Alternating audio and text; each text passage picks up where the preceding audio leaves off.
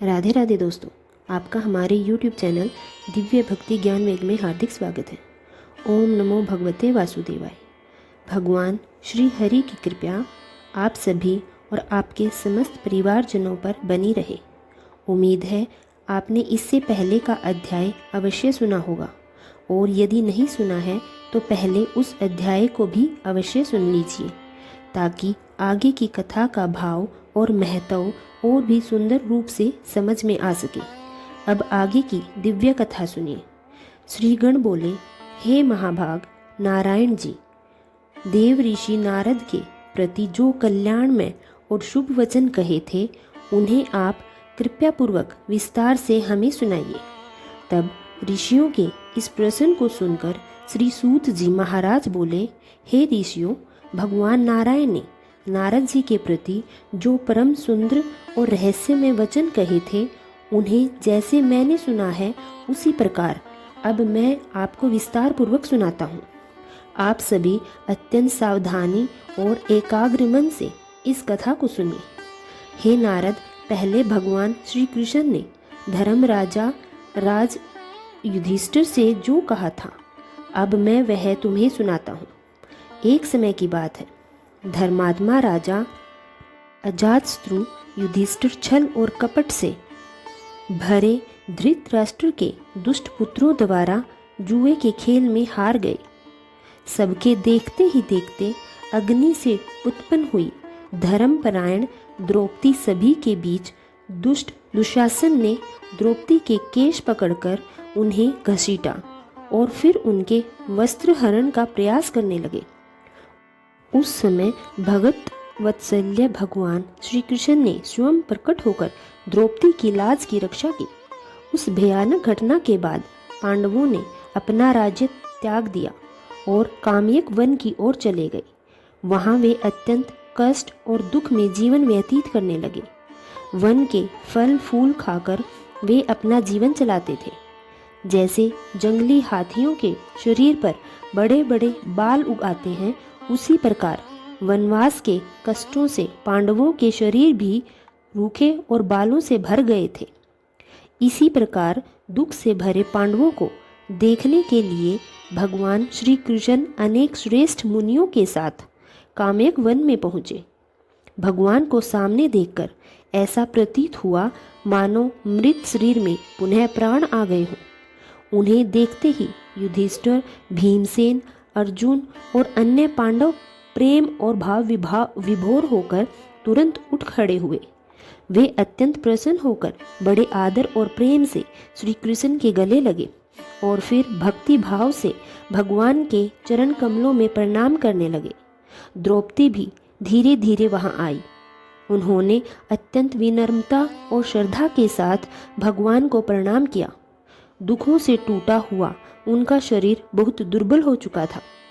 उन दुखी पांडवों को मृग यानी हिरण की खाल के वस्त्रों को पहने देख और पूरे शरीर में धूल लगी हुई, रूखा शरीर, चारों तरफ बाल बिखरे हुए, द्रौपदी को भी उसी प्रकार दुर्बल शरीर वाली और दुखों से घिरे हुए उन्होंने देखा।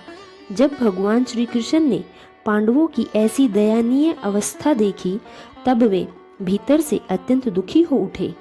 भक्तों पर अपार प्रेम रखने वाले भगवान धृतराष्ट्र के पुत्रों का विनाश करने की इच्छा से क्रोध से भर उठे। वह ऐसे प्रतीत हो रहे थे मानो संपूर्ण संसार को भस्म करने वाली प्रलय अग्नि प्रकट हो गई हो। उनकी आंखें क्रोध से लाल हो उठी। उन्होंने अपने होठों को दांतों से दबा दिया और तीनों लोगों को जलाने के लिए मानो तैयार हो गए हों।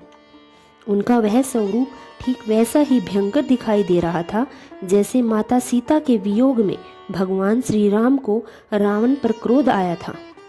इस प्रकार भगवान को अत्यंत क्रोधित देखकर अर्जुन भय और श्रद्धा से कांप उठे।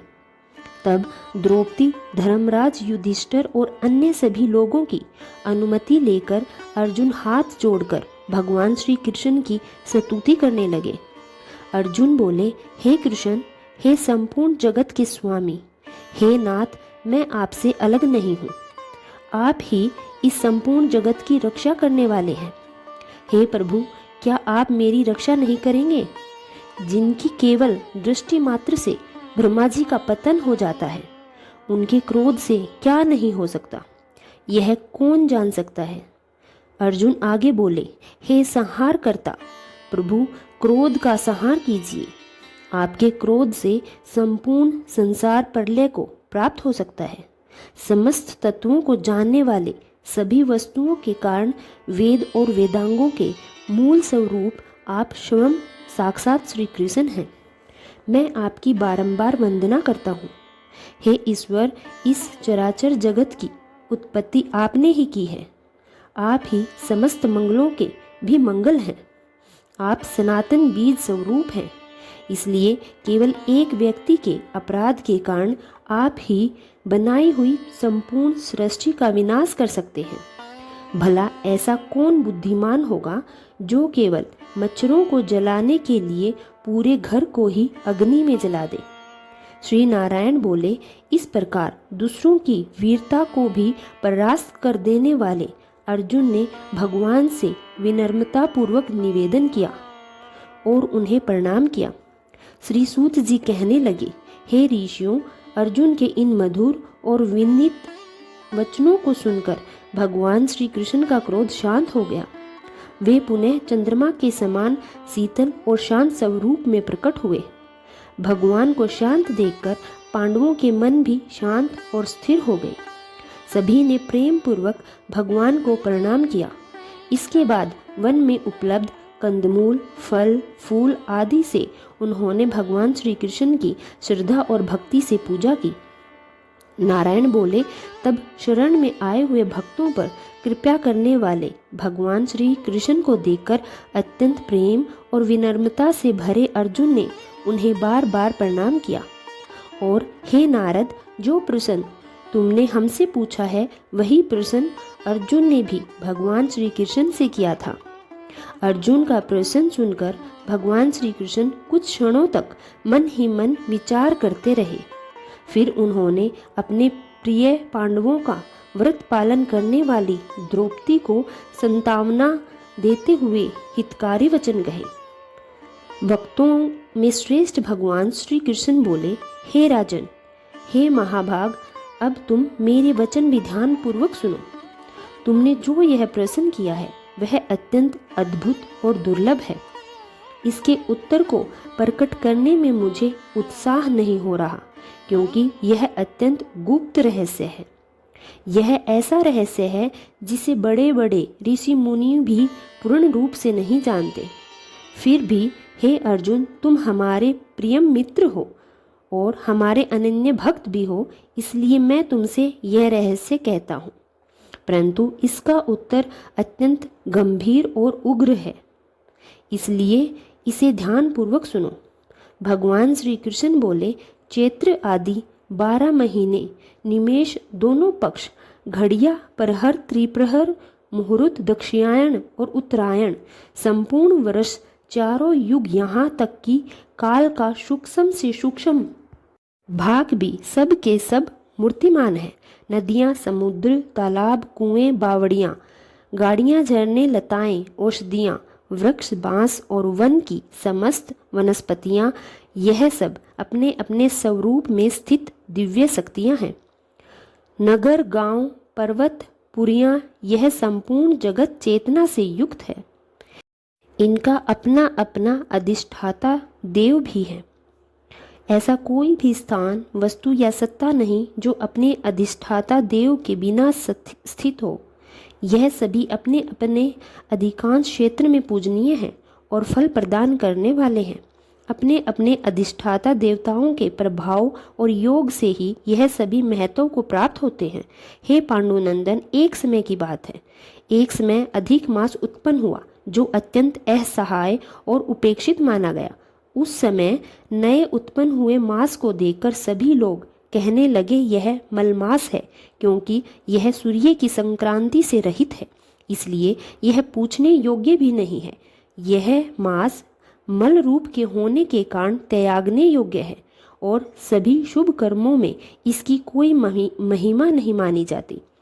जब उस मास ने लोगों के मुख से इस प्रकार के कठोर और तिरस्कार भरे वचनों को सुना, तब वह अत्यंत दुखी हो गया। उसका तेज और प्रभा मानो समाप्त हो गई। वह चिंता और अपमान से व्याकुल होकर भीतर ही भीतर टूट गया। उसका हृदय गहरे दुख से भर उठा और वह अत्यंत निराश होकर मौन खड़ा रह गया। फिर कुछ समय बाद उसने धैर्य धारण किया। मन को संभालकर वह मेरी शरण में आया। वह धीरे धीरे चलते हुए मेरे धाम तक पहुंचा और मेरे भवन में प्रवेश कर उसने मुझे परम पुरुषोत्तम भगवान को अपने सामने विराजमान देखा। उस समय मैं अमूल्य रत्नों से जड़े हुए श्रवण सिंहासन पर विराजमान था। मेरे दिव्य स्वरूप का तेज चारों ओर फैल रहा था। मुझे देखते ही वह मलमास तुरंत भूमि पर साष्टांग दंडवत होकर गिर पड़ा। उसने दोनों हाथ जोड़ लिए और उसकी आंखों से लगातार आंसुओं की धारा बहने लगी। बहुत देर तक वह भाव विभोर होकर खड़ा रहा। फिर बड़ी कठिनाई से धैर्य धारण करते हुए अत्यंत गदगद वाणी में बोलने लगा। सूत जी महाराज ऋषियों को यह कथा सुनाते हुए कहने लगे, हे ऋषियों, इस प्रकार जब महामुनि बद्रीनाथ जी ने यह अद्भुत कथा कही थी, तब वह कुछ समय के लिए मौन हो गए। भगवान नारायण के श्री मुख से यह पावन कथा सुनकर भक्तों पर सदा कृपा करने वाले देव ऋषि नारद मुनि पुनः विनम्र भाव से बोले। नारद मुनि बोले, नारायण नारायण। इस प्रकार अपनी पूर्ण कला से विराजमान भगवान विष्णु के निर्मल भवन में जाकर भक्ति द्वारा मिलने वाले जगत के पापों को दूर करने वाले योगियों की भी शीघ्र न मिलने वाले जगत को अभ्यदान देने वाले ब्रह्म स्वरूप मुकुंद जहाँ पर थे, उनके चरण कमलों की शरण में आया हुआ अधिमास क्या बोला। तब नारायण भगवान ने देवऋषि नारद को मलमास द्वारा कही गई जो भी बात बताई, वह सभी आप अगले अध्याय में सुनेंगे। अब सुनेंगे पुरुषोत्तम भगवान की कहानी। जब जब संसार में धर्म कमजोर होने लगता है, जब मनुष्य मोह, क्रोध, अहंकार और दुखों में उलझ जाता है, तब भगवान अपने भक्तों को राह दिखाने के लिए कुछ विशेष अवसर प्रदान करते हैं। एक विशेष अवसर है पुरुषोत्तम मास का। यह वह पावन समय है जब स्वयं भगवान श्री हरि विष्णु अपने भक्तों के सबसे समीप आ जाते हैं। यह वह महीना है जहाँ किया गया छोटा सा जप भी करोड़ों गुना फल देता है, जहाँ एक दीपक जलाने से भी जीवन के अंधकार मिटने लगते हैं। आज हम लेकर आए हैं अधिक मास का अत्यंत सुंदर हृदय को छूने वाला तीसरा अध्याय की पुरुषोत्तम मास की कहानी। तो आइए मन को शांत करें, अपने हृदय में श्री राधा कृष्ण का स्मरण करें और प्रेम पूर्वक बोले, हरे कृष्णा हरे राधा। एक समय की बात है, देवऋषि नारद जी बैकुंठ धाम पहुँचे। चारों ओर दिव्य प्रकाश फैला हुआ था। सुगंधित पुष्पों की वर्षा हो रही थी। देवगढ़ भगवान श्री हरि का गुणगान कर रहे थे। माता लक्ष्मी भगवान विष्णु के चरण दबा रही थी और भगवान मंद मंद मुस्कुरा रहे थे। भगवान के श्री मुख की उस अद्भुत शांति को देखकर नारद जी का मन भक्ति से भर गया। उन्होंने अपनी वीणा एक ओर रखी, दोनों हाथ जोड़कर प्रभु के चरणों को प्रणाम किया और बोले, हे प्रभु, हे दीन बंधु, हे भक्त वत्सल्य, नारायण आपकी महिमा अनंत है। आपके नाम का स्मरण ही जीव को भवसागर पार करा देता है। प्रभु, आपने अधिक मास को अपना प्रिय मास कहा है, परंतु इस कलयुग में मनुष्य अत्यंत दुर्बल हो गया है। उसके पास ना अधिक ज्ञान है, ना तप है, ना ही बड़े यज्ञ करने की शक्ति है। ऐसे में यदि कोई साधारण मनुष्य केवल श्रद्धा और प्रेम से इस मास का पालन करे तो क्या उसे भी आपकी कृपा प्राप्त हो सकती है? भगवान श्री हरि मुस्कुराए। उनकी आंखों में करुणा का अथाह सागर लहरा उठा। उन्होंने अत्यंत मधुर स्वर में कहा, हे नारद, तुमने आज अत्यंत कल्याणकारी प्रश्न पूछा है। सुनो, यह अधिक मास केवल महीना नहीं है, यह मेरे हृदय का उत्सव है। जो मनुष्य इस मास में सच्चे हृदय से मेरा स्मरण करता है, मैं स्वयं उसके जीवन में प्रवेश कर जाता हूँ। हे नारद, इस मास में अपने भक्तों के अत्यंत समीप रहता हूँ। उनकी छोटी से छोटी भक्ति भी मुझे प्रिय लगती है। भगवान आगे बोले, यदि कोई निर्धन व्यक्ति केवल एक दीपक जलाकर भी मेरा नाम ले लेता है तो मैं उसी प्रकार स्वीकार करता हूँ जैसे कोई राजा श्रवण से भरा मंदिर अर्पित करे, क्योंकि मुझे धन नहीं भक्ति चाहिए, मुझे दिखावा नहीं प्रेम चाहिए। भगवान बोले, हे नारद, अब मैं तुम्हें एक ऐसी कथा सुनाता हूँ जिसे सुनकर हर भक्त का हृदय भक्ति से भर जाएगा। बहुत समय पहले एक छोटे से नगर में एक निर्धन ब्राह्मण रहता था। उसका घर मिट्टी का था, छप्पर टूटा हुआ था, घर में खाने के लिए भी पर्याप्त अन्न नहीं था, परंतु उसके हृदय में भगवान विष्णु के प्रति अटूट प्रेम था। वह प्रतिदिन प्रातः उठकर नदी में स्नान करता तो उसी के पास दीपक जलाता और आंसू भरी आंखों से कहता, हे प्रभु, मेरे पास आपको देने के लिए कुछ नहीं है, ना स्वर्ण है, ना रतन, ना बड़े यज्ञ, मेरे पास केवल आपका नाम है प्रभु, और वही मैं आपको समर्पित करता हूँ। भक्तों, भगवान को यही प्रेम प्रिय होता है। जिस हृदय में अहंकार नहीं होता, जहाँ छल नहीं होता, वहाँ भगवान स्वयं निवास करते हैं। कुछ समय बाद पुरुषोत्तम मास प्रारंभ हुआ। नगर में जगह जगह कथा होने लगी, मंदिरों में दीपक जगमगाने लगे, भक्तजन व्रत दान और जप में लग गए।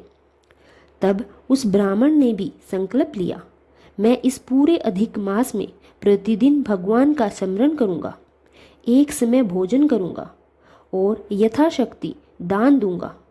उसकी पत्नी चिंतित होकर बोली, स्वामी, हमारे घर में तो स्वयं खाने के लिए भी कुछ कम अन्न है, ऐसे में दान कैसे देंगे? ब्राह्मण मुस्कुराया। उसने कहा, देवी, दान वस्तु से नहीं भावना से होता है। यदि प्रेम सच्चा हो तो भगवान एक मुट्ठी अन्न से भी प्रसन्न हो जाते हैं। एक दिन संध्या के समय जब आकाश में सूर्य अस्त होने लगा, तभी एक वृद्ध साधु उस ब्राह्मण के द्वार पर आए। उनके वस्त्र फटे हुए थे, चेहरा थका हुआ था और आंखों में भूख दिखाई दे रही थी। उन्होंने धीमे स्वर में कहा, बेटा, क्या थोड़ा भोजन मिल सकता है? मैं कई दिनों से भूखा हूँ। ब्राह्मण तुरंत उनके चरणों में झुक गया और अपनी पत्नी से कहा, जो भोजन बनाया है वह तुरंत महाराज को परोस दो। पत्नी ने धीरे से कहा, परंतु स्वामी, वह तो आज का अंतिम भोजन है, यदि यह दे दिया तो हम भूखे रह जाएंगे। ब्राह्मण ने शांत स्वर में कहा, यदि हमारे घर से कोई भूखा लौट गया तो फिर इस अधिक मास का क्या लाभ? यही सच्चा धर्म है। जहाँ करुणा है वहीं भगवान है। पत्नी की आंखों में आंसू आ गए। उसने प्रेम पूर्वक सारा भोजन साधु को परोस दिया। वृद्ध साधु भोजन करने लगे और जैसे ही उन्होंने अंतिम ग्रास ग्रहण किया, अचानक पूरा घर दिव्य प्रकाश से भर गया।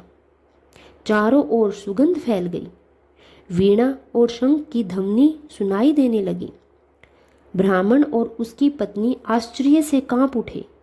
उन्होंने देखा कि वह वृद्ध साधु कोई साधारण मनुष्य नहीं था, स्वयं भगवान श्री हरि विष्णु उनके सामने खड़े थे। तब भगवान बोले, हे भक्त, मैं तुम्हारी भक्ति से अत्यंत प्रसन्न हूँ। तुमने अभाव में भी धर्म नहीं छोड़ा भूखे रहकर भी अतिथि का सम्मान किया। यही सच्ची पूजा है, यही सच्चा अधिक मास व्रत है। ब्राह्मण और उसकी पत्नी रो पड़े, दोनों भगवान के चरणों में गिर गए। ब्राह्मण बोला, प्रभु आज हमारा जीवन धन्य हो गया, हमें कुछ नहीं चाहिए, बस आपके चरणों में भक्ति बनी रहे। भगवान प्रसन्न होकर बोले, हे भक्त, जहाँ सच्ची भक्ति होती है वहाँ मैं स्वयं निवास करता हूँ। आज से तुम्हारे जीवन के सभी दुख समाप्त होंगे। इतना कहकर भगवान अंतर्ध्यान हो गए। धीरे धीरे उस ब्राह्मण के घर में सुख और समृद्धि आने लगी। परंतु सबसे बड़ी बात यह थी कि उसका हृदय पहले से भी अधिक विनम्र और भक्ति में हो गया। भगवान श्री हरि ने नारद जी से कहा, हे नारद, जो मनुष्य अधिक मास में प्रातःकाल स्नान करता है, भगवान का नाम जपता है, कथा सुनता है, तुलसी की सेवा करता है, दीप दान करता है, गरीबों को अन्न देता है, वह मेरे अत्यंत प्रिय हो जाता है। जो इस मास में क्रोध छोड़ देता है, झूठ त्याग देता है, दूसरों को खुश रखता है, उनकी निंदा नहीं करता, अपने माता पिता और गुरुओं का सम्मान करता है, उसके जीवन में धीरे धीरे दिव्यता उतरने लगती है। भगवान बोले, हे नारद, अधिक मास केवल व्रत का नाम नहीं है, यह अपने मन को बदलने का अवसर है। यदि मनुष्य इस एक महीने में अपने भीतर प्रेम, दया और भक्ति जगा ले तो उसका पूरा जीवन बदल सकता है। तब महर्षि वाल्मीकि ने राजा दृढ़धन्वा को उनके अहंकार का दर्पण दिखाया तो महल के उस भव्य कक्ष में सन्नाटा छा गया। राजा की बुद्धि, जो अब तक तर्क और शस्त्रों के बल पर टिकी थी, ऋषि के ब्रह्म तेज के सामने निस्तेज हो गई। महर्षि ने अपनी वाणी को और अधिक विस्तार देते हुए कहा, हे राजन, तुम जिस सत्ता के मन में चूर होकर पुरुषोत्तम मास को मल मास या गंदा महीना बता रहे हैं, क्या तुम्हें याद है कि काल की गति कितनी सूक्ष्म है? तुम इस शरीर को स्वयं मानते हो कि किंतु यह शरीर पंच तत्वों का एक पिंजरा मात्र है। तुमने जो अश्वमेघ और वाजपेय यज्ञ को किया है वे श्रेष्ठ थे, किंतु उनमें त्याग से अधिक प्रदर्शन था। तुमने दान दिया, परंतु दान लेने वाले के प्रति तुम्हारे मन में करुणा के स्थान पर उपकार का भाव था। नृप श्रेष्ठ, याद रखो, जब तक कर्ता का भाव है कि मैं कर रहा हूँ जीवित रहता है, तब तक जीव संसार के बंधन से मुक्त नहीं हो सकता। राजा दृढ़ धनवा, जिनका मस्तक अब तक मुकुट से भार से ऊंचा रहता था, वह आज ऋषि के चरणों की धूल की ओर झुक गया। उन्होंने अत्यंत व्याकुल होकर पूछा, हे महामुने, यदि मेरे वर्तमान कर्म इतने दूषित हैं तो फिर विधाता ने मुझे यह चक्रवर्ती साम्राज्य या अतुलनीय सौंदर्य और यह आज्ञाकारी प्रजा क्यों दी? क्या ईश्वर के विधान में अन्याय है कि एक अज्ञानी को इतना सुख मिले? महर्षि वाल्मीकि मंद मंद मुस्कुराए और उनकी आंखों में करुणा की ज्योति चमक उठी। उन्होंने कहा, राजन, विधाता के न्याय में अणु मात्र भी त्रुटि नहीं है। तुम आज जो वैभव भोग रहे हो वह तुम्हारे पिछले जन्म के कर्मों का फल है, न कि इस कर्म के फल जो तुमने पूर्व जन्म में अत्यंत दरिद्रता की स्थिति में संचित किया था। सुनो, अपने पूर्व जन्म की यह गाथा सुनो जो तुम्हारे वर्तमान का अर्थ देगी। महर्षि ने राजा को उनके अतीत में ले जाते हुए बताया, पूर्व जन्म में तुम सुदेव नामक एक अत्यंत निर्धन ब्राह्मण थे। तुम्हारा निवास एक जड़ कुटिया थी और तुम्हारा जीवन भिक्षाटन पर निर्भर था। तुम्हारे पास ना रहने को जगह थी, ना खाने को अन्न था। तुम्हारी पत्नी, जिसका नाम गोमती था, वह साक्षात लक्ष्मी का स्वरूप थी। दरिद्रता के उस भीषण काल में भी उसने कभी तुम्हारा साथ नहीं छोड़ा। एक समय ऐसा आया जब पूरे प्रदेश में भयंकर अकाल पड़ गया। ना कोई भिक्षा देने वाला बचा था, ना वन में कंदमूल बचे थे। तुम दोनों भूख से व्याकुल होकर वन वन भटकने लगे। भटकते हुए तुम एक ऐसे दिव्य सरोवर के तट पर पहुँचे जो घने जंगलों के बीच छुपा हुआ था।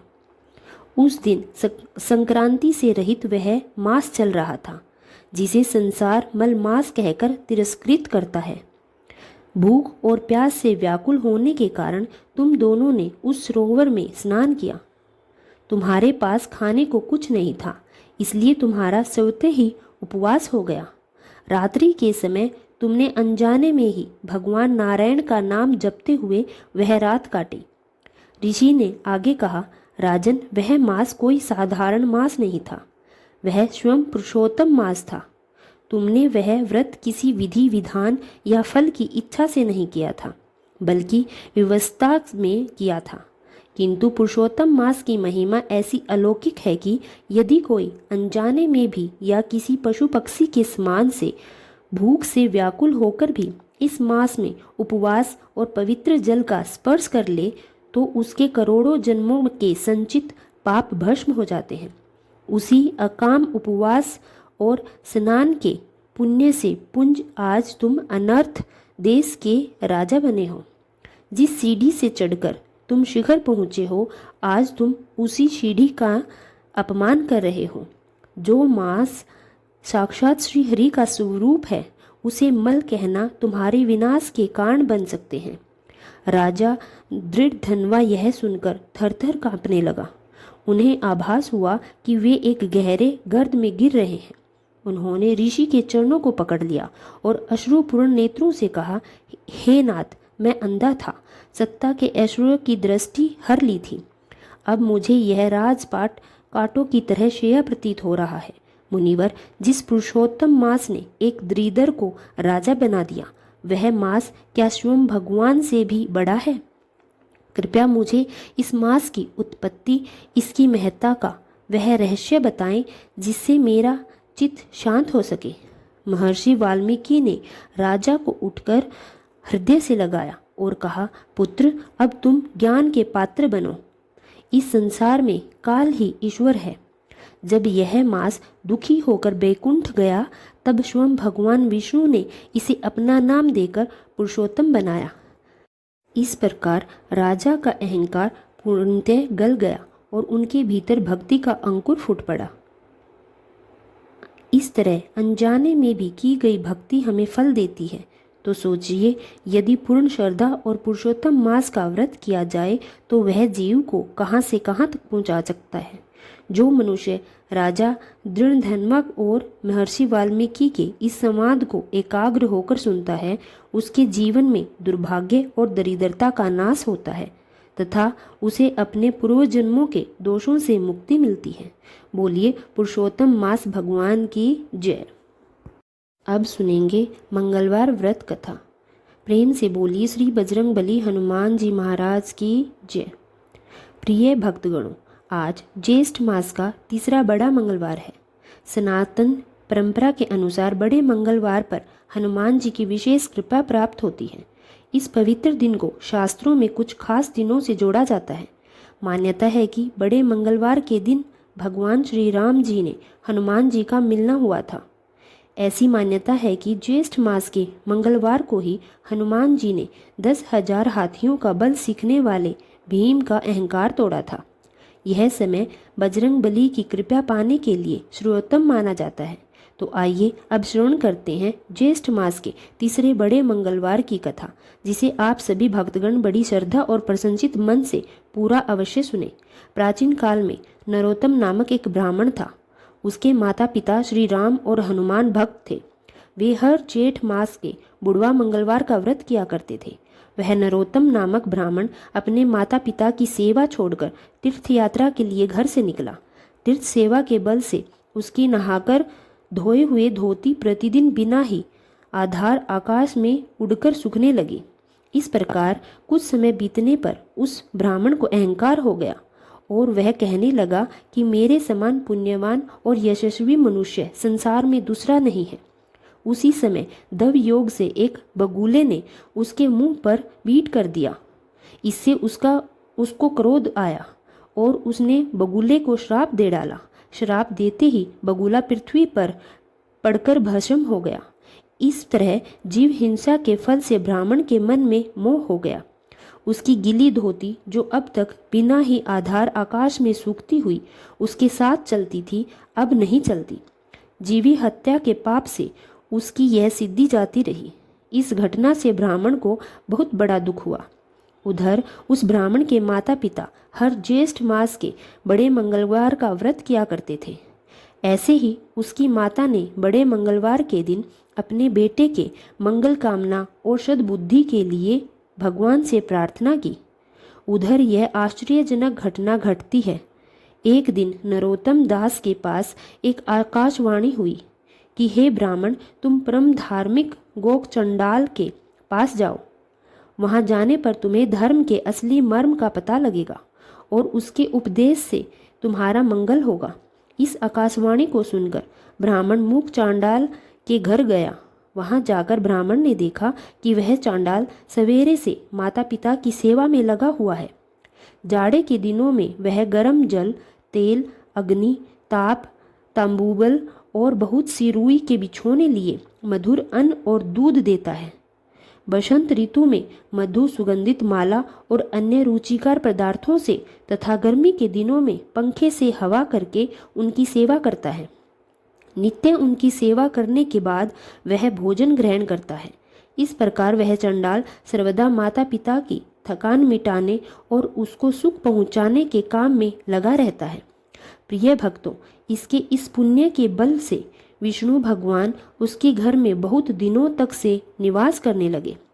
ब्राह्मण ने उस चंडाल के घर में एक ऐसे कमरे में जो बिना ही खंबे के खड़ा था, त्रिभुवनेश्वर महापुरुष अन्य प्राणियों से अतुल्य तेजो में महात्सव विष्णु भगवान को सुंदर ब्राह्मण शरीर से चंडाल के रूप की शोभा बढ़ाते हुए देखा। तदंतर उसने आश्चर्य भरकर मूक चंडाल से कहा कि चंडाल, तू मेरे पास आ। मैं तेरी सहायता से परम पद पाने की इच्छा रखता हूँ। सब लोगों के लिए, खासकर मेरे लिए जो हितकर हो, मुझे तू वही उपदेश कर। मूक ने कहा, मैं इस समय अपने माता पिता की सेवा में लगा हुआ हूँ। आपके पास कैसे आऊँ? उनकी सेवा कर चुकने पर आपका काम करूँगा। आप दरवाजे पर ठहरिए, मैं आपका आतिथ्य करूँगा। चंडाल की यह बात सुनकर ब्राह्मण ने क्रोधित होकर कहा, मैं ब्राह्मण हूँ, मुझको छोड़कर ऐसा कौन सा श्रेष्ठ कार्य है जिसे तू करना चाहता है? मूक ने कहा, हे ब्राह्मण, आप ही क्यों क्रोध करते हैं? मैं बगुला नहीं जो आपके क्रोध से जल जाऊं। आकाश में जब आपकी धोती नहीं सूखती, आप आकाशवाणी सुनकर भगवान श्री हनुमान की कृपा से यहाँ आए हैं। इस बात को मैं जानता हूँ। आप जरा ठहरिए, मैं उपदेश दूंगा।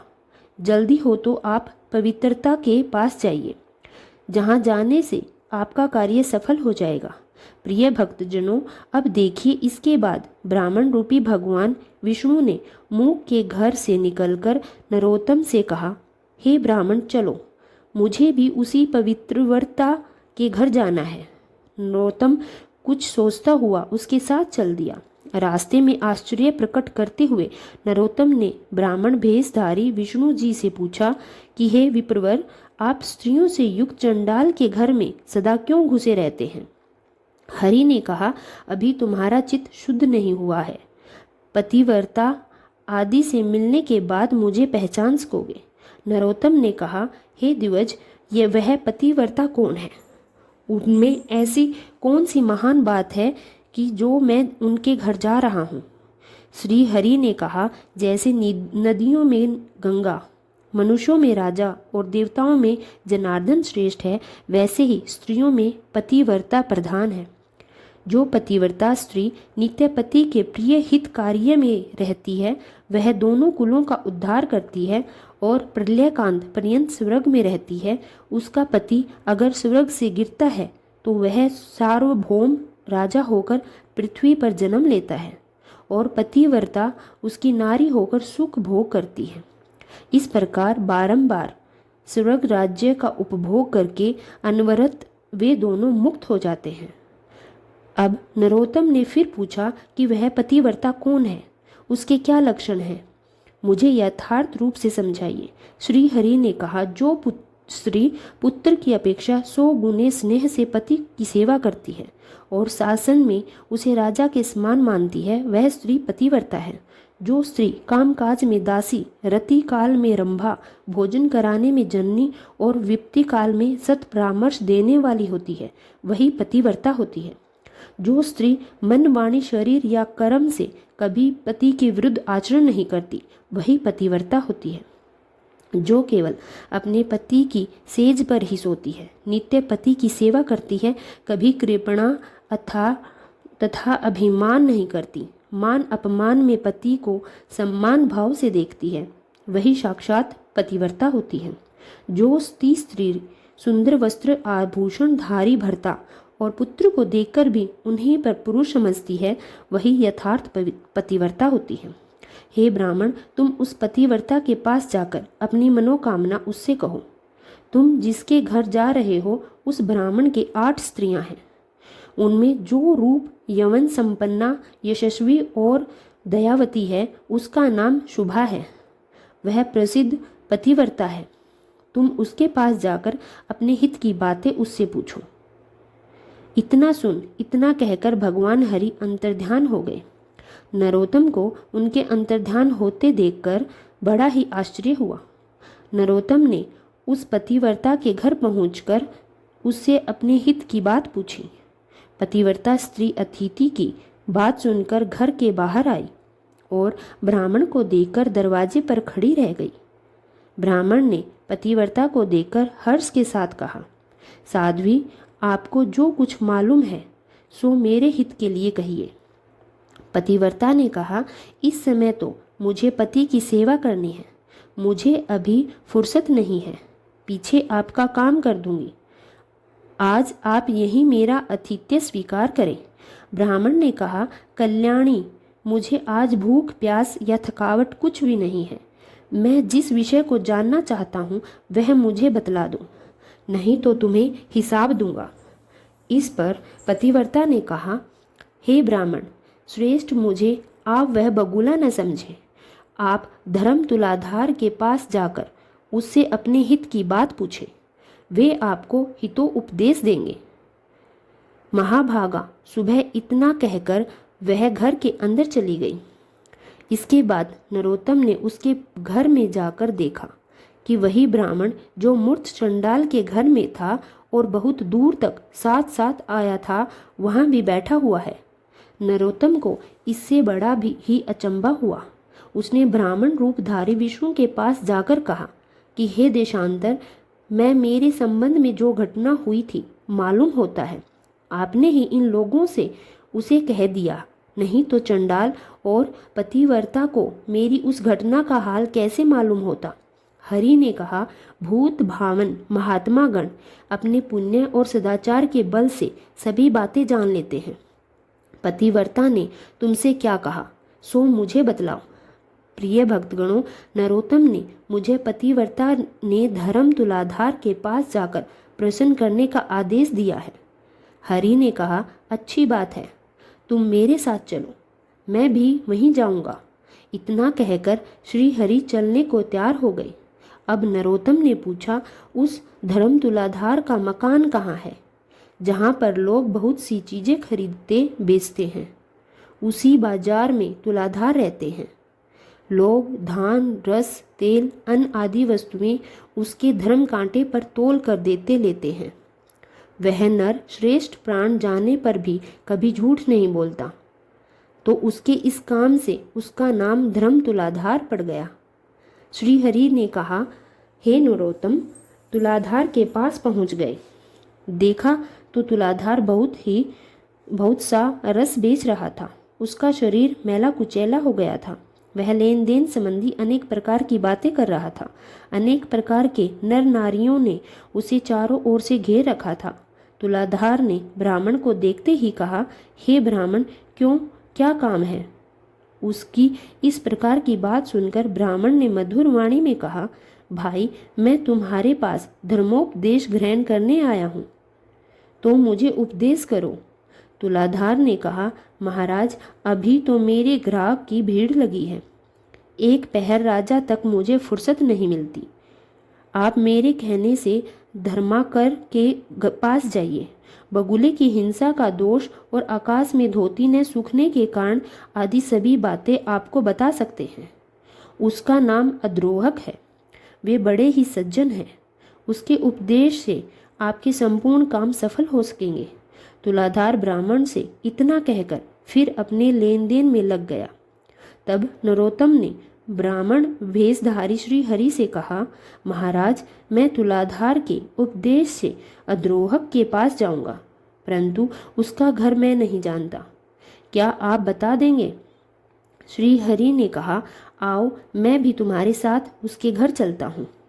रास्ते में नरोत्तम ने श्री हरि के से पूछा, हे भगवान, यह तुलाधार समय पर स्नान या देव तृप्त तृपण कुछ भी नहीं करता। इसका सारा शरीर मैला हो रहा है, कपड़ों में गंध आ रही है। यह मेरे भूतकाल में होने वाली घटनाओं को कैसे जान गया? यह सब देखकर मुझे बड़ा ही ताज्जुब हो रहा है। आप इसका कारण बतलाइए। श्री हरि ने कहा, सत्य और समदर्शन के प्रताप से तुलाधार ने तीनों लोकों को जीत लिया है। इसी से देव पितृ मुनिगण भी उससे तृप्त हो गए हैं, और इसी कारण यह भूत भविष्य और वर्तमान की सब कुछ जान जाता है। सत्य से बढ़कर परम धर्म नहीं और झूठ से बढ़कर पाप नहीं है। जो निष्पाप समदर्शी पुरुष है, स्त्रु मित्र और उदासीन सभी ने जिसके मन को समान है, उसके समस्त पाप नष्ट हो जाते हैं। वे विष्णु भगवान के मोक्ष को प्राप्त करते हैं। जो मनुष्य सदा ही ऐसा व्यवहार करते हैं, वे अपने कुलों का उद्धार करने वाले होते हैं। सत्य, दम, सम, धैर्य, स्थिरता, अलोभ और अनालस्य सभी उसमें रहते हैं। वह धर्मज्ञ देव और नरलोक के सभी विषयों को जानते हैं। उनकी देह में साक्षात श्री हरि निवास करते हैं। जगत में उसके समान कोई नहीं होता। जो सत्य, सरल और समदर्शी है, वह साक्षात धर्ममय है। वास्तव में इस जगत को वही धारण करते हैं। इस पर नरोत्तम ने कहा, आपकी कृपा से मैंने तुलाधार का रहस्य तो जाना। अब यदि आप उचित समझे तो अद्रोहक का भी इतिहास बतला दें। श्री हरि ने कहा कि हे ब्राह्मण, सुनो, किसी एक राजकुमार की एक सुंदरी नाम की एक परम सुंदरी नवयुवती भार्या थी। वह अपने पति को बड़ी ही प्यारी थी। राजकुमार को किसी खास काम से अकस्मात बाहर जाना पड़ा। वह अपने मन में चिंता करने लगा कि इस प्राणों की पुतली प्रिया को किसके पास छोड़कर जाऊं, कहाँ इसकी रक्षा हो सकेगी। अंत में उसने अद्रोहक के पास जाकर कहा कि मैं बाहर जा रहा हूँ, जब तक लौट कर आऊँगा तब तक मेरी इस नवती सुंदरी स्त्री का रक्षा करना। यह भार तुम्हारे ऊपर है। राजकुमार के इस प्रस्ताव से अद्रोहक ने आश्चर्य में पड़कर कहा कि मैं आपका पिता, भाई या मित्र नहीं हूँ, न आपके माता पिता के कुल से कोई संबंध है। आपकी पत्नी से भी मेरा कोई कुटुंब संबंध नहीं है। इस अवस्था में मेरे घर अपनी स्त्री को रखकर आप कैसे आश्वस्त हो सकते हैं? राजकुमार ने कहा, संसार में आपके समान धर्मज्ञ और जितेंद्रिय पुरुष दूसरा कोई नहीं है। अद्रोहक ने कहा, आप बुरा ना माने तो त्रिलोक के मोहिनी भारिया की कौन पुरुष रक्षा कर सकता है? राजकुमार ने कहा, मैं अच्छी तरह से सोच समझ के ही आपके पास आया हूँ। मेरी स्त्री को आप ही रखिए, मैं अपने घर जाता हूँ। राजपुत्र के ऐसा कहने पर अद्रोहक फिर से कहा, इस शोभा युक्ति नगरी में कामी पुरुषों की भरमार है। मैं कैसे तुम्हारी स्त्री की रक्षा कर सकूंगा?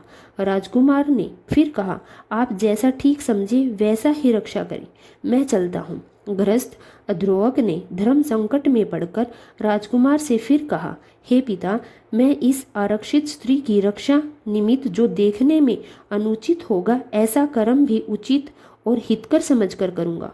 मैं इसे रात को अकेली नहीं रख सकता।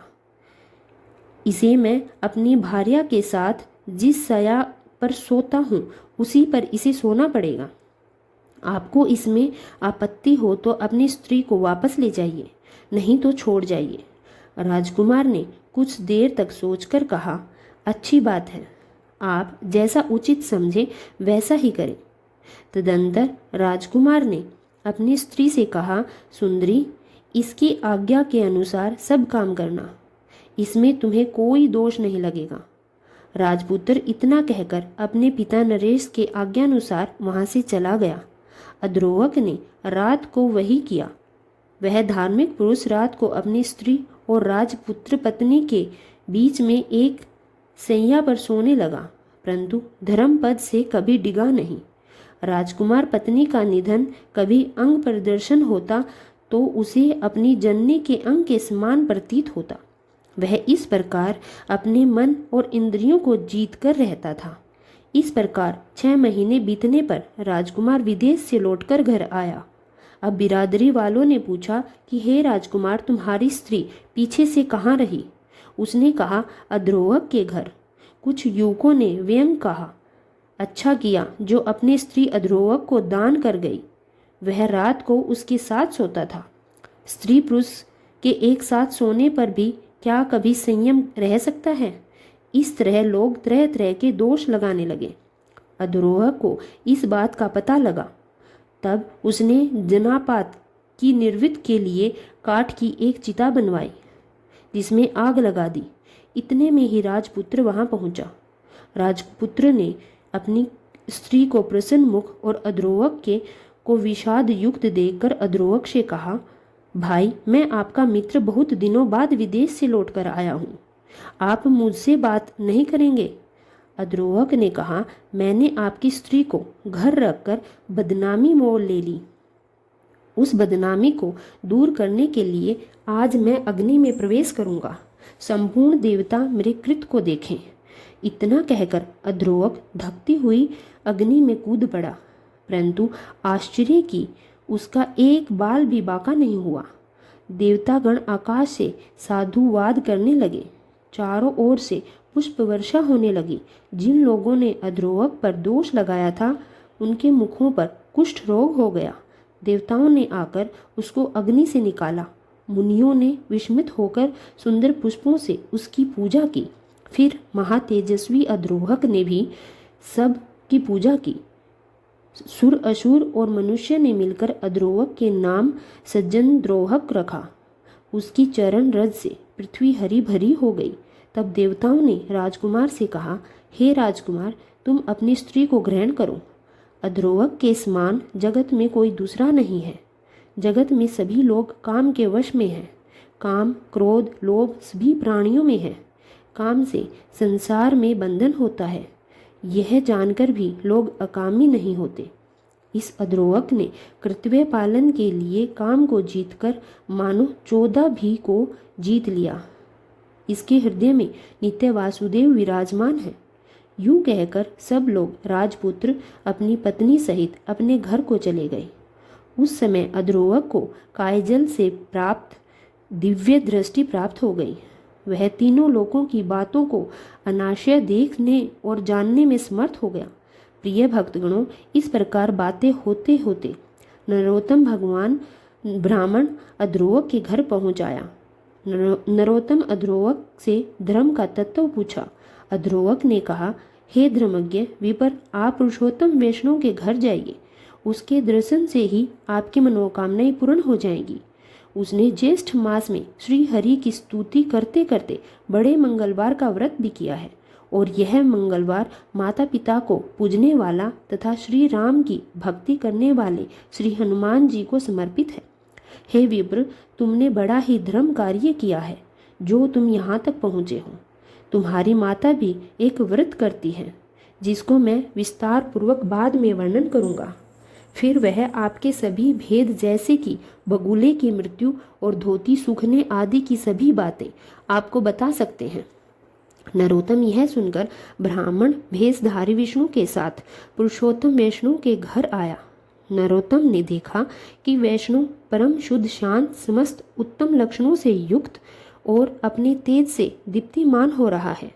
धर्मात्मा नरोत्तम ने उस ध्यानस्थ भगवत भक्त से कहा, मैं बहुत दूर से आपके पास आया हूँ।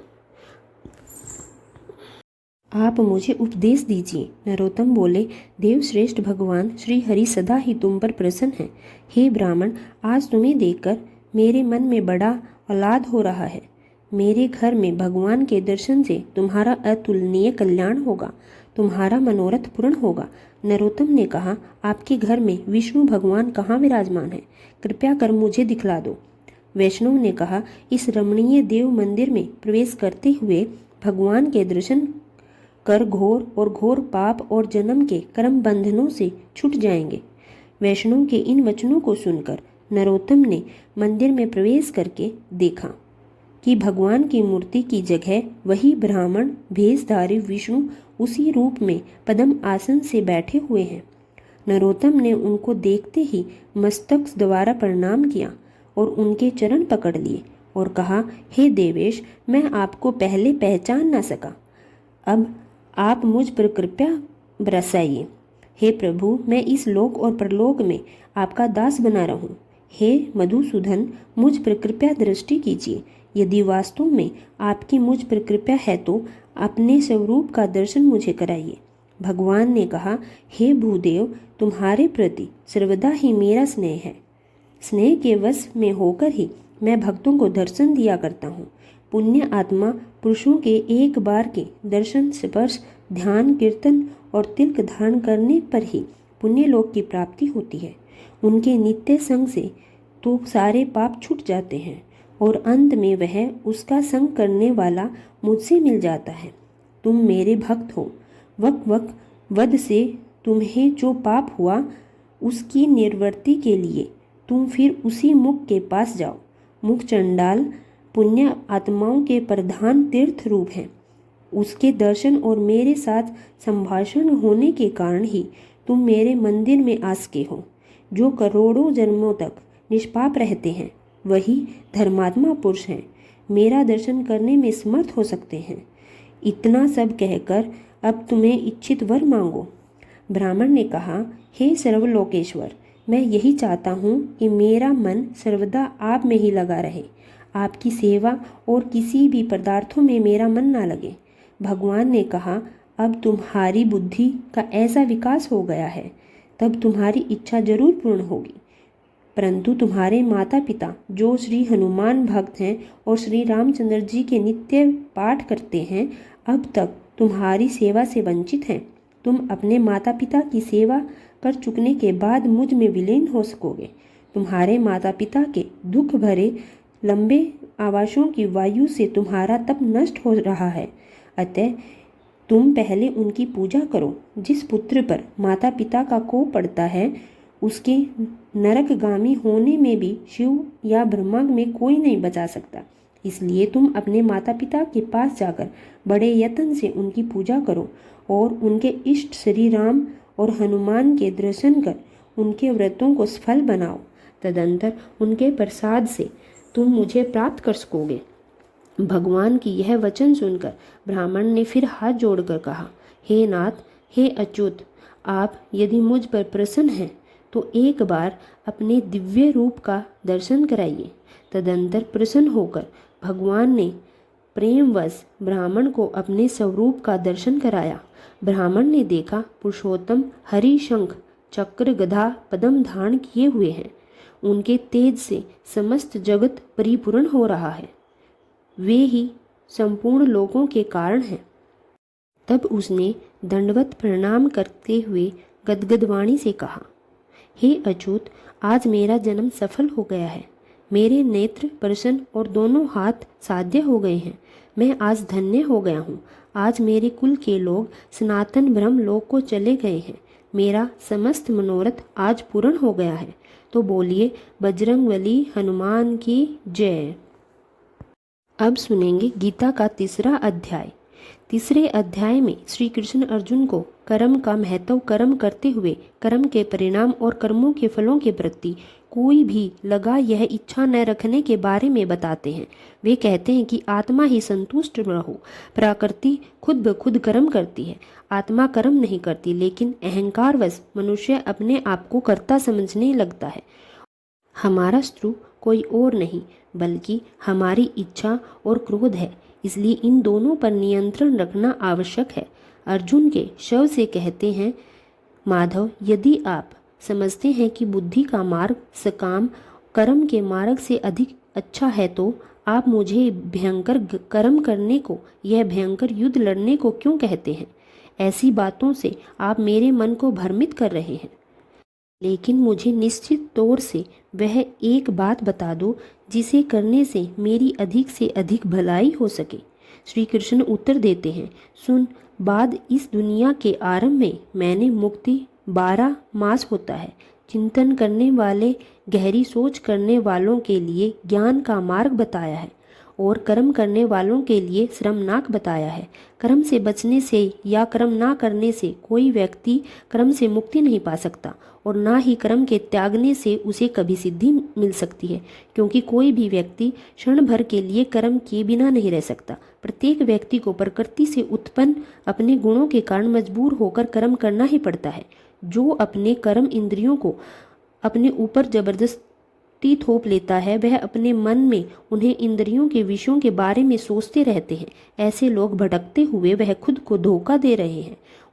उनका यह आचरण बस एक झूठ है। वह व्यक्ति श्रेष्ठ है जो अपने मन से अपनी इंद्रियों को वश में करने में लगे रहते हैं। इसलिए पाठ, तेरे लिए जो कर्म नियत है, तेरा जो कर्म नियत है तू उसे ही कर। बिना कर्म के तू तेरा यह श्रीयंत्र वह भी नहीं हो सकता। इस संसार में यज्ञ के रूप में किए जाने वाले कर्म, यह बिना स्वार्थ के किए गए कर्म ही बंधन से मुक्त, और इन्हें करने से मनुष्य कभी भी किसी प्रकार के बंधन में नहीं बनता। अन्य सभी कर्म बंधन में डालने वाले हैं। इसलिए पार्थ, सभी प्रकार के लगाव को त्याग कर तो यज्ञ की भावना से बिना स्वार्थ के अपना सभी कर्म करता जा। सृष्टि के आरंभ में प्रजापति ने प्राणियों और यज्ञ दोनों को उत्पन्न किया था और कहा था कि द्वारा तुम फल फूल, यह यज्ञ तुम्हारी मनचाही इच्छाओं को पूरा करने वाले होंगे। यज्ञ से खुश होकर देवता तुम्हें वह संभोग देते हैं जो तुम चाहते हैं, लेकिन व्यक्ति इन सुखों को अकेला ही भोगता है। इनसे देवताओं को दूसरा कोई नहीं देता। वह तो निश्चित तौर पर ही चोर है। जो लोग यह यज्ञ से बचे हैं, यज्ञ के पवित्र प्रसाद को खाते हैं, वह सब पापों से छूट जाते हैं। लेकिन जो केवल अपने ही भोजन पकाते हैं और अकेले ही खाते हैं, वह समझो पाप ही खाते हैं। सभी प्राणी अन्न से उत्पन्न होते हैं, अन्य वर्षा से उत्पन्न होता है। वर्षा योग और यज्ञ कर्म करने से उत्पन्न होते हैं। कर्मों का मूल भ्रम है और भ्रम का जन्म परमात्मा से होता है। इसलिए उत्सव अपनी ब्रह्मचर्य में स्थित रहते हैं। इस संसार में जो व्यक्ति चलाने में सहायता नहीं देता, वह दुष्ट स्वभाव वाले व्यक्ति होते हैं।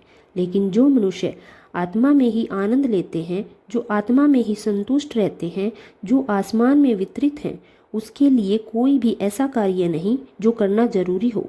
इस संसार में ऐसे व्यक्ति के लिए कोई भी चीज़ ऐसी कुछ नहीं रह सकती जो इसके द्वारा किए गए कर्मों से प्राप्त होनी है, या फिर कर्मों द्वारा प्राप्त होना तो उसे यही नहीं, वह किसी भी प्राणी पर अपने स्वार्थ के लिए निर्भर रहता है। इसलिए बात तो हमेशा बिना लगा स्वार्थ भाव से कर्म करता जा, क्योंकि बिना लगा बिना स्वार्थ करता हुआ मनुष्य ही भगवान को प्राप्त होता है।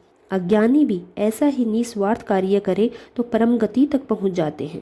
मैं भी उन्हीं तरह निस्वार्थ कर्म करते रहना चाहिए। वैसे भी जन कल्याण और संसार की व्यवस्था बनाए रखने के उद्देश्य से भी तुझे कर्म करना चाहिए। जो लोग जैसा आचरण करते हैं, आम लोग भी वैसा ही करने लगते हैं। वह जैसे आदर्श पेश करते हैं, जन साधारण उसी का अनुसरण करते हैं। अब तो मुझे ही देख, बात तीनों लोगों ऐसा कोई कर्म नहीं जो करना जरूरी हो, न ही ऐसी कोई वस्तु जो मुझे प्राप्त ना हो। मुझे प्राप्त करनी हो फिर भी मैं कर्म करने में लगा ही रहता हूँ, क्योंकि यदि मैं सावधान होकर कर्म गुरु और कर्म करना छोड़ दूँ तो जो लोग मेरे ही मार्ग पर चलते हैं वह लोग भी कर्म करना छोड़ देंगे, और जब लोग कर्म करना छोड़ देंगे तो संसार में अराजकता फैल जाएगी। यह संसार ही नष्ट हो जाएगा और मैं खुद ही समस्त प्रजा के विनाश का कारण बन जाऊंगा। ऐसा कभी ना हो, इसलिए मैं हमेशा ही कर्म करने में लगा रहता हूँ। यानी जो चाहिए वह हो सकता है। आम कर्म करने लगती है अज्ञानी व्यक्ति के मन को विचलित ना करे। योग की भावना से कर्म करने वाले को चाहिए कि वह दूसरों को भी वैसा ही निष्काम कर्म के मार्ग पर लगाए। समझ लें कि हमारे सभी कर्म प्रकृति के गुणों द्वारा ही किए जा रहे हैं, परंतु जिस मनुष्य का मन अहंकार से भरा हुआ है वह उस अहंकार के वश में होने के कारण खुद को कर्ता समझने लगता है। स्वयं वही है, लेकिन कर्ता तो प्रकृति है। परंतु जो व्यक्ति प्रकृति के गुणों और उन गुणों के कार्य के क्षेत्र में भूत सत्य को समझ लेता है और साथ ही यह भी समझ लेता है कि प्रकृति के गुणों में ही अपने अपने कार्य क्षेत्र के कर्म करते रहते हैं, गुण इंद्रियों के विषयों में भी कर्म करते रहते हैं, यह जानकर आसक्ति नहीं होती। लेकिन जो व्यक्ति अपने प्राकृतिक गुणों की इन क्रियाओं से भ्रमित हो जाता है वही इन क्रियाओं में आसक्त हो जाते हैं और उनमें ही उन्नत हो जाते हैं। उन्हें बन जाने और सच्चे पूर्ण ज्ञान को जानने वाले व्यक्ति को उन मूढ़ और अज्ञानी व्यक्ति के मन को विचलित नहीं करना चाहिए, जिनका ज्ञान अधूरा है और जो केवल अपना थोड़ा सा ही जानते हैं। इसलिए पार्थ, अपने सभी कर्मों को पूरी तरह अपहरण करके, अपनी चेतना को आत्मा में स्थित करके, अपनी सभी इच्छाओं को, अपने सभी अहंकार को भी मिटा दे और अपने इस मानसिक बुखार, इस संकोच को छोड़कर तू युद्ध करने जा। श्रद्धा में मेरे उपदेश का पालन करते वह कर्मों से सभी बंधनों से छूट जाते हैं। जो लोग ईर्ष्या के कारण मेरे इस उपदेश का तिरस्कार करते हैं, जो उनसे गलतियां निकालते हैं, इसका पालन नहीं करते, वह लोग वास्तव में संपूर्ण ज्ञान के प्रति मूढ़ हैं। वह नष्ट होकर ही रहेंगे। यानी समेत सभी प्राणी अपनी अपनी प्रकृति, अपने स्वभाव के अनुसार ही आचरण करते हैं। इससे कोई भी नहीं बच सकता। प्रकृति को रोकना, इसकी जबरदस्ती बदलने की कोशिश करने का कोई फायदा नहीं हो सकता। ऐसा करना व्यर्थ है। अधूरी तरह से दोषपूर्ण तरीके से पालन किया गया अपना प्राकृतिक, अपना स्वाभाविक धर्म पूरी तरह से पालन किए जाने वाले प्राणी धर्म के दूसरे के स्वभाव वाले धर्म से अधिक अच्छा है। अपने धर्म का पालन करते हुए मृत्यु भी हो जाए तो वह भी पढ़ाई धर्म में जीवित रहने से कई गुना ज़्यादा अच्छा होता है, क्योंकि दूसरों के स्वभाव के अनुसार चलने से बहुत खतरे होते हैं और वह बहुत ही बह देने वाले होते हैं। यह सब सुनकर अर्जुन केशव से पूछते हैं, लेकिन केशव, वह क्या है जिसे मनुष्य न चाहते हुए भी पाप करता है, जैसे कोई जबरदस्ती पाप करवा रहा हो? श्री भगवान उत्तर देते हैं, भोग है, इच्छा और क्रोध, यह दोनों ही पाप से भरे हुए हैं और सब कुछ ही खा जाने वाले होते हैं, सब कुछ निगल जाने वाले होते हैं। इस संसार में तुम इनकी अपना दुश्मन और शत्रु समझो। जैसे आगे से लगी रहती है, जैसे दर्पण दूर चिटक जाते हैं, वैसे ही मनुष्य का विवेक और ज्ञान इस इच्छा से घिरा हुआ है।